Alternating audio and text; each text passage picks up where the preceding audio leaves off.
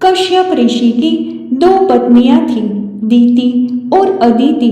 जहाँ दीति के पुत्र हिरण्याक्ष और हिरण्यकश्यप असुर थे, वहीं अदिति के पुत्र थे देवताओं के देवता देवराज इंद्र और वामन भगवान। हिरण्यकश्यप के पुत्र थे भक्त प्रहलाद, जिनके पुत्र थे राजा बलि। राजा बलि असुर थे, परंतु महान दानी और विष्णु भगवान के परम भक्त थे। देवताओं और असुरों की लड़ाई में कभी विजय देवताओं की होती तो कभी असुरों की। समुद्र मंथन द्वारा देवताओं के चले जाने पर असुरों में काफी आक्रोश था, इसीलिए राजा बलि ने अपनी शक्ति एकत्र की और तपस्या के बल पे वे फिर से शक्तिशाली बने। उसने 100 अश्वमेध यज्ञ किए और अपनी संपूर्ण शक्ति के साथ तीनों लोकों पर कब्जा किया। देवता बलि को नष्ट करने में असमर्थ थे। सभी देवता अमर होने के बावजूद उसके खौफ में थे। तब सभी देवता भगवान विष्णु जी की शरण में गए। तब भगवान विष्णु ने ऋषि कश्यप की पत्नी अदिति के गर्भ से वामन भगवान के रूप में जन्म लिया।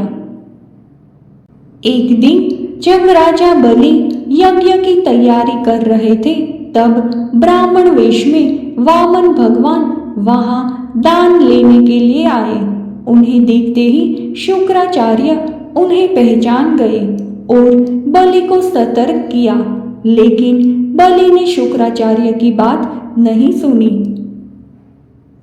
वामन भगवान ने बलि से दान में 3 पांव भूमि मांगी, जो बलि सहर्षि देने को तैयार हो गई। तब ब्राह्मण वेश में वामन भगवान ने अपना विराट रूप दिखाया। एक पग में वामन भगवान ने भूमंडल मांग लिया, दूसरे पग में स्वर्ग और तीसरे के लिए बलि से पूछा कि तीसरा पग कहाँ रखूं। बलि ने मुस्कुराते हुए कहा कि अब तो मेरा सिर ही बचा है भगवान। इस प्रकार भगवान विष्णु ने उनके सिर पर तीसरा पैर रख दिया। उसकी भक्ति से प्रसन्न होकर भगवान विष्णु ने उसे पाताल लोक का कलयुग के अंत तक राजा बने रहने का वरदान दे दिया। राजा बलि ने कहा, भगवान, यदि आप मुझे पाताल लोक का राजा बना ही रहे हैं तो मुझे वरदान दीजिए कि मेरा साम्राज्य शत्रुओं के प्रपंचों से बचा रहे और आप मेरे साथ ही रहें। मैं जब भी देखूं तो सिर्फ आपको ही देखूं। सोते जाते हर क्षण में मैं आपको ही देखना चाहता हूँ। अपने भक्त के अनुरोध पर भगवान विष्णु ने राजा बलि के निवास पर रहने का संकल्प लिया। पातालपुरी में राजा बलि के राज्य में 8 प्रहर भगवान विष्णु सशरीर उपस्थित रहकर उनकी रक्षा करने लगे और इस तरह बलि निश्चित होकर सोता था। इधर वैकुंठ में सभी देवी देवता समेत लक्ष्मी जी अत्यंत चिंतित हो गए। तब इस कठिन काल में नारद जी की बताई गई युक्ति के अनुसार लक्ष्मी जी राजा बलि के दरबार में वेश बदलकर उपस्थित हुए और उन्होंने उनसे आग्रह किया कि वे उन्हें भाई बनाना चाहती है। राजा ने उनका प्रस्ताव सहर्ष स्वीकार कर दिया और उनसे रक्षा सूत्र बंधवा लिया और कहा कि अपनी इच्छा के अनुरूप कुछ भी उनसे मांग ले। लक्ष्मी जी इसीलिए तो वहां आई थी। उन्होंने राजा से कहा कि आप मुझे अपनी सबसे प्रिय वस्तु दे दे। राजा घबरा गए। उन्होंने कहा कि उनकी सबसे प्रिय वस्तु तो मेरा ये प्रहरी है, परंतु इसे देने से पूर्व मैं अपने प्राण त्यागना अधिक प्रसन्न करूंगा। तब लक्ष्मी जी ने उन्हें अपना परिचय दिया और कहा कि मैं आपके उसी प्रहरी की पत्नी हूँ। क्योंकि मैं अब आपकी ही बहन हूँ।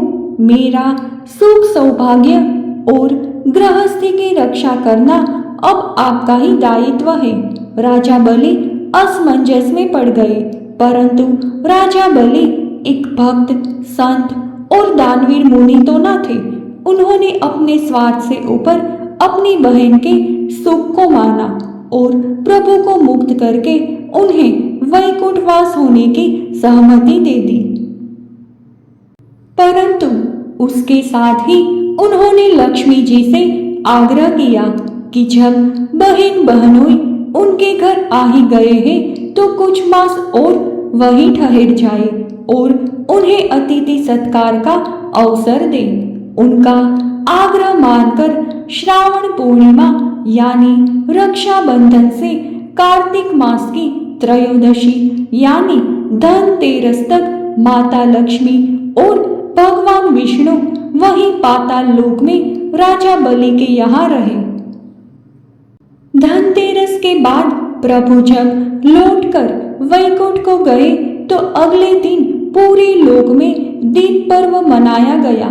माना जाता है कि रक्षाबंधन की कहानी के साथ दीपावली मनाने का यह भी एक कारण है।